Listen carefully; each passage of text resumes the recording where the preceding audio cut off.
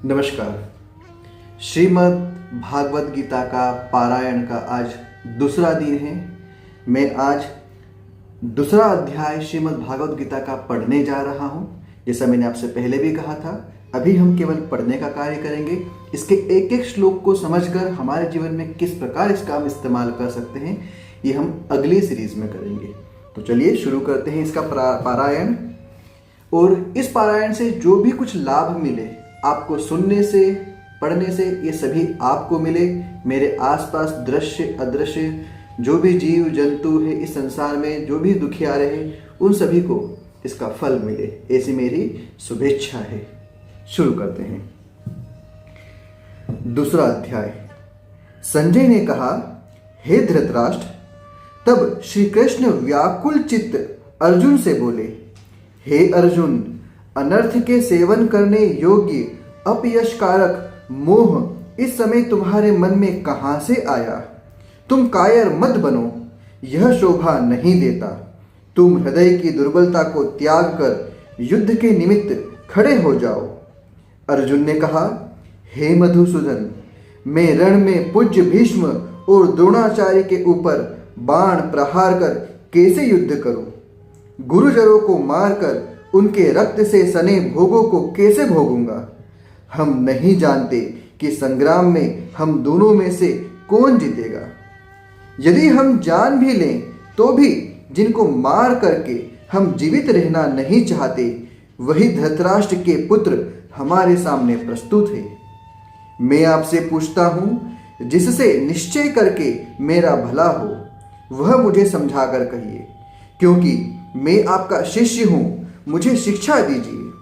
मुझे पृथ्वी का निष्कंटक राज्य मिल जाए और देवताओं का भी आधिपत्य मिल जाए, तो भी ऐसा कोई उपाय नहीं दिखता कि जो मेरी इंद्रियों के शोक को दूर करे।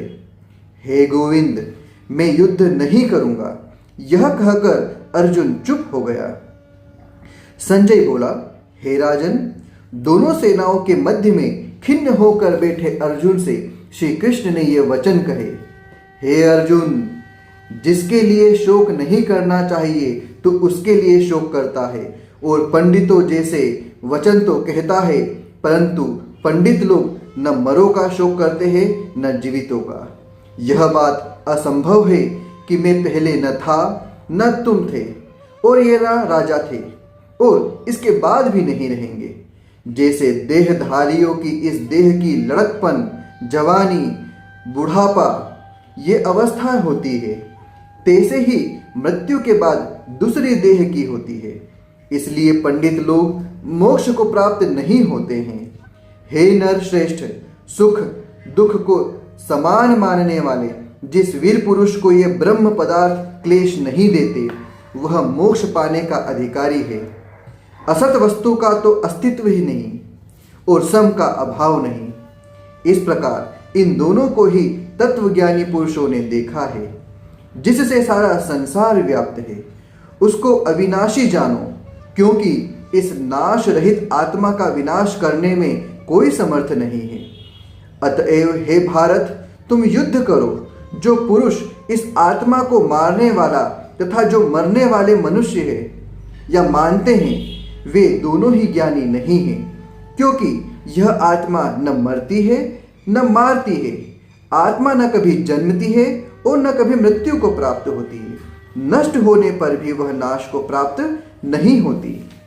जो पुरुष आत्मा को नित्य अविनाशी, निर्विकारी और अजन्मा जानता है, वह जिसको घात करावेगा और किसको मारेगा। जिस प्रकार मनुष्य पुराने वस्त्र को फेंककर नए वस्त्र ग्रहण करता है, उसी प्रकार आत्मा पुरानी देह छोड़कर नई देह धारण करती है। आत्मा को शस्त्र नहीं काट सकते, अग्नि नहीं जला सकती, जल भिगो नहीं सकता। यह अविनाशी, सर्वव्यापी, स्थिर, अचल और सनातन है। यह इंद्रियों से जानी नहीं जा सकती, यह कल्पना से भी परे है। इसलिए ऐसा जानते हुए तुम्हें शोक करना उचित नहीं। हे महाबाहो, यदि तुम इस आत्मा को नित्य जन्म लेने का और नित्य मरने वाली मानते हो, तो भी तुमको शोक नहीं करना चाहिए। क्योंकि जो जन्मा है उसकी मृत्यु, और जिसकी मृत्यु हुई है उसका जन्म निश्चित है। अतएव जो बात अनिवार्य है उसके लिए सोच करना व्यर्थ है। जन्म लेने से पहले क्या था किसी को मालूम नहीं, फिर मरने के पीछे क्या होगा कोई नहीं जानता। ऐसी दशा में किस बात का सोच करना तुमको उचित है। इस कारण सब प्राणियों के विषय में तुमको सोच करना उचित नहीं है। अपने धर्म को भी सोचकर तुमको घबराना उचित नहीं है, क्योंकि क्षत्रिय को धर्म पूर्वक युद्ध से और कुछ भला करने वाला नहीं है। हे पार्थ, बिना कुछ किए स्वर्ग का द्वार रूप यह युद्ध तुमको स्वतः प्राप्त हुआ है। यदि तुम अपने धर्म के अनुसार इस संग्राम को न करोगे तो अपनी धर्म और बढ़ाई खो बैठोगे। सब लोग सदा तुम्हारी अपकीर्ति करेंगे, और प्रतिष्ठा वाले पुरुषों के लिए अपयश का होना मृत्यु से भी बढ़कर है। हे महारथी, समझेंगे कि अर्जुन डरकर संग्राम से हट गया, और अब तक लोग तुम्हारा मान करते थे वे अपने अपयश करने लगेंगे। शत्रु लोग तुम्हारे पराक्रम की निंदा करते हुए अनेक प्रकार के दुर्वचन कहे, इससे बढ़कर दुख तुमको और क्या होगा। यदि तुम युद्ध में नष्ट हो गए तो स्वर्ग का सुख भोगोगे और जीतने पर पृथ्वी तल पर राज्य करोगे। इसलिए युद्ध के निमित्त दृढ़ प्रतिज्ञ होकर खड़े हो जाओ। सुख दुख, लाभ हानि, जय पराजय, इनको समान समझकर लड़ने के लिए तैयार हो। ऐसा करने से तुम पाप को प्राप्त नहीं होगे। हे पार्थ, यह ज्ञानोपदेश ज्ञान योग के विषय में तुमसे कहा गया। अब निष्काम कर्म योग के विषय में सुन। जिस ज्ञान को पाकर कर्म बंधन से तेरी मुक्ति होगी। कर्म योग मार्ग एक मार्ग प्रारंभ किए बिना कर्म का नाश नहीं होता, और विघ्न पड़ने पर भी शुभ फल होता है, और इस कर्म का केवल प्रारंभ ही संसार के भय से छुड़ाकर पूर्ण ब्रह्म प्राप्त करता है। निश्चय करने वाली बुद्धि इस निष्काम कर्म में एक ही है, और कामना वाले पुरुषों की बुद्धि एकाग्र नहीं रहती, उनकी शाखा प्रशाखाएं होती है। ऐसी दशा में मनुष्य संदेह में रह जाता है। हे अर्जुन, अज्ञानी उस पुष्पिता वाणी को ही स्वर्ग सुख से बढ़कर कुछ नहीं समझते। स्वर्ग सुख को ही जो उत्तम पुरुषार्थ समझते हैं, उनका कामनाओं से चित्त व्याकुल होने के कारण निश्चयात्मक बुद्धि से मोक्ष साधन को नहीं उत्पन्न होता, कारण कि उनका चित्त भोगादि में सदैव निमग्न रहता है। जिन मनुष्यों का चित्त इस प्रकार मोह लिप्त है और जिनकी आसक्ति भोग विलास और ऐश्वर्य में है, ऐसे पुरुषों के अंतःकरण में निश्चयात्मक बुद्धि नहीं होती है। हे अर्जुन, वेद त्रिगुणात्मक सकाम है और निष्काम हो जाओ। सुख दुख को समान जानकर नित्य योग क्षेम आदि स्वार्थों में न पड़कर धीरजवान और आत्मनिष्ठ हो। जैसे छोटे छोटे अनेक जलाशयों में मनुष्य का कार्य सिद्ध नहीं होता है, बड़े जलाशयों से वे सब प्रयोजन अनायास ही सिद्ध हो जाते हैं, उसी तरह संपूर्ण वेदों में कहा हुआ काम कर्मों का फल ब्रह्म में भक्ति रखने वाले मनुष्य को सहज ही में प्राप्त होता है। तुमको केवल कर्म करना चाहिए, फल तुम्हारे अधिकार में नहीं।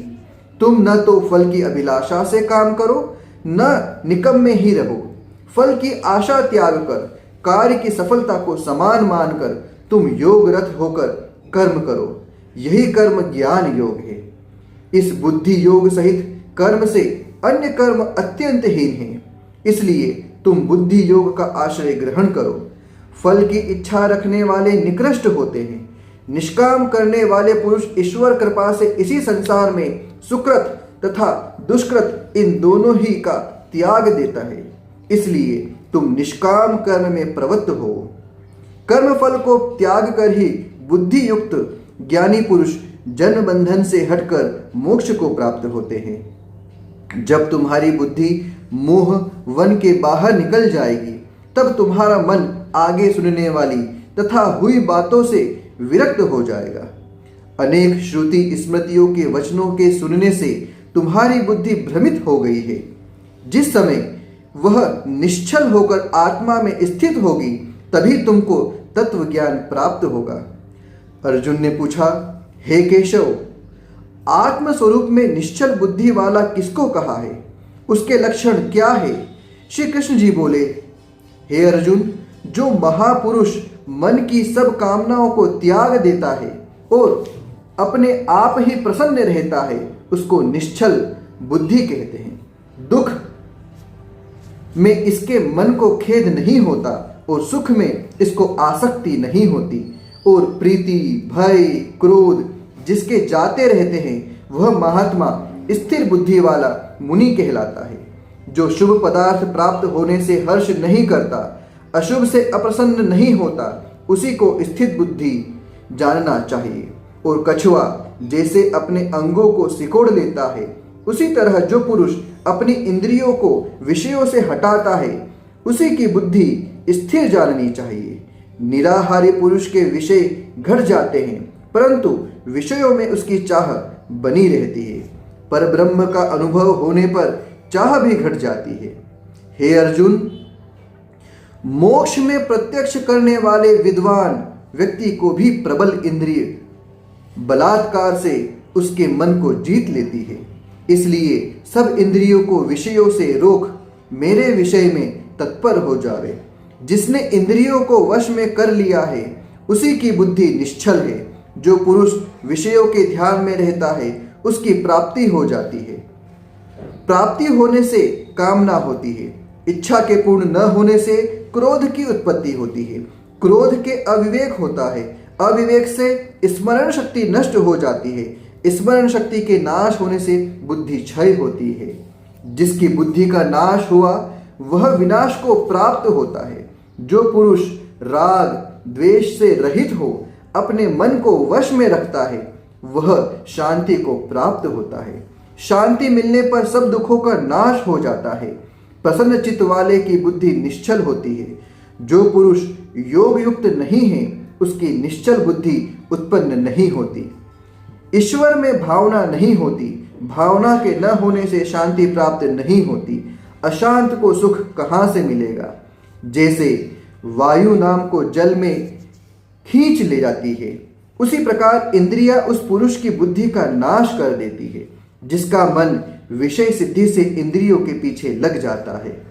इस कारण हे महाबाहो, जिसने इंद्रियों को विषयों से सर्वथा रोक रखा है, उसकी बुद्धि स्थिर है।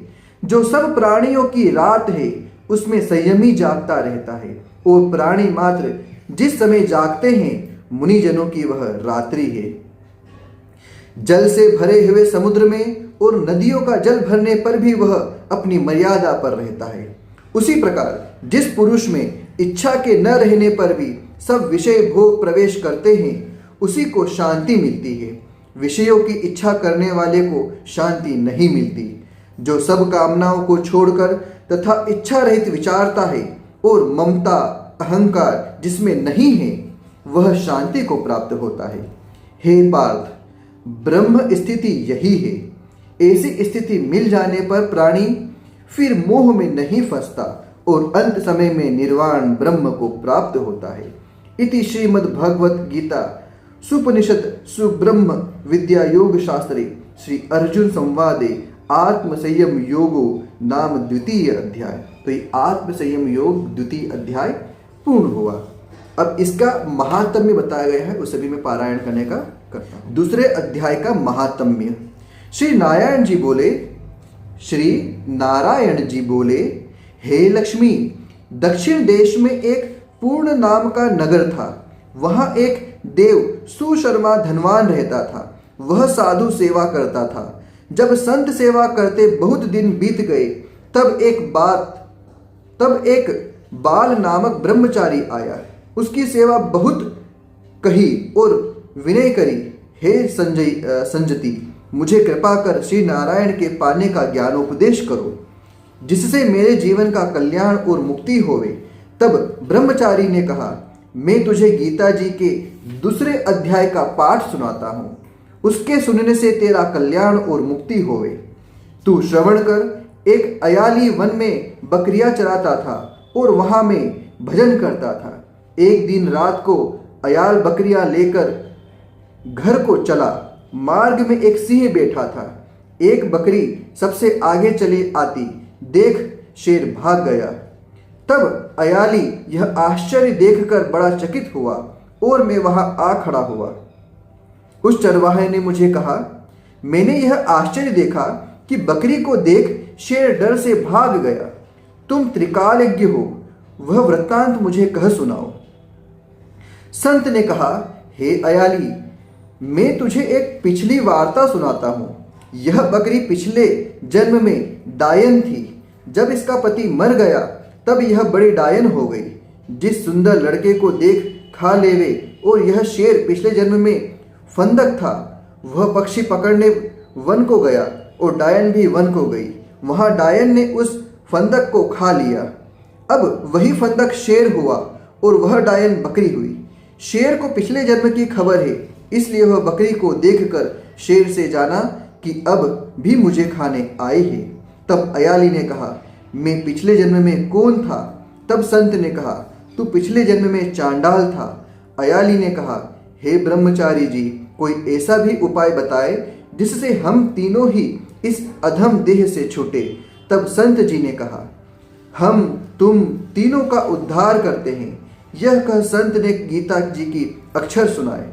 तब उसी समय आकाश से विमान आए। उन सभी को विमानों पर चढ़कर वैकुंठ लोक को गए। सब अधम देह से छूटकर देह देह पाकर वैकुंठ को चले।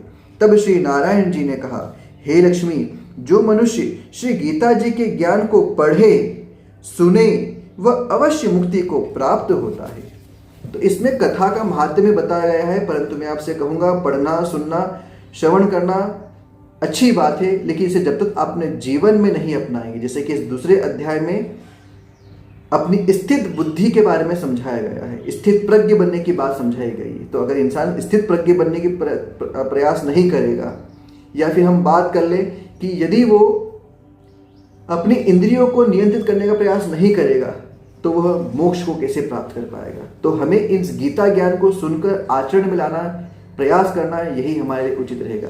आप सब लोगों ने श्रवण किया, इसके लिए बहुत बहुत धन्यवाद। मैं आपसे विनती करता हूं कि आप इसे रोज श्रवण करें। अपने घर में बड़े बुजुर्ग हैं, उन्हें सुनाएं, ताकि उन्हें भी इससे लाभ मिले। इसी शब्दों के साथ आप सभी का कल्याण हो। धन्यवाद।